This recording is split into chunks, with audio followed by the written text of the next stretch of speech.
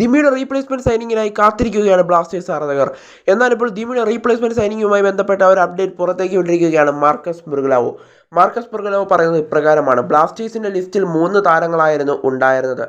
അതിൽ 2 രാജ്യക്കാരായിരുന്നു ബ്ലാസ്റ്റേഴ്സിൻ്റെ ലിസ്റ്റിൽ ഉണ്ടായിരുന്ന സ്ട്രൈക്കർമാർ. 2 അർജന്റീനൻ സ്ട്രൈക്കർമാരും അതുപോലെ തന്നെ ഒരു ജർമ്മനി സ്ട്രൈക്കറുമാണ് ബ്ലാസ്റ്റേഴ്സിൻ്റെ ലിസ്റ്റിൽ ഉണ്ടായിരുന്ന സ്ട്രൈക്കർമാരെന്നാണ് ഇപ്പോൾ മാർക്കസ് ബുർഗ്ലാവോ റിപ്പോർട്ട് ചെയ്യുന്നത്.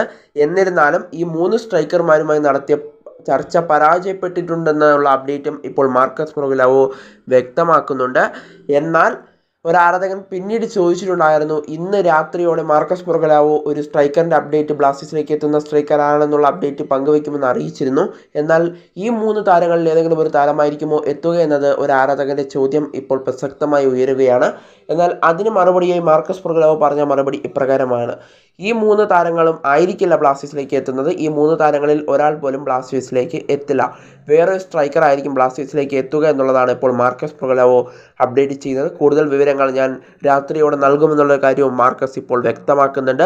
എന്തായാലും ഇന്ന് രാത്രിയോടെ നമുക്ക് പൂർണ്ണമായിട്ടും അറിയാനായിട്ട് സാധിക്കും ബ്ലാസ്റ്റേഴ്സിലേക്ക് എത്തുന്ന പുതിയ സ്ട്രൈക്കർ ആരാണെന്നുള്ള കാര്യത്തിനായി. എന്നൊരു വമ്പൻ സ്ട്രൈക്കറെ തന്നെയാണ് നമ്മൾ പ്രതീക്ഷിക്കുന്നത്. എന്തായാലും നമുക്ക് കാത്തിരിക്കാം. എന്തായാലും ബ്ലാസ്റ്റേഴ്സ് പുതിയ സ്ട്രൈക്കറായി ആരെയാണ് കണ്ടെത്തിയതിനായി നമുക്ക് കാത്തിരിക്കാം. എന്തായാലും ഒരു മികച്ച താരം തന്നെയാണെന്നുള്ള റിപ്പോർട്ടാണ് മാർക്കസ് പങ്കുവയ്ക്കുന്നത്.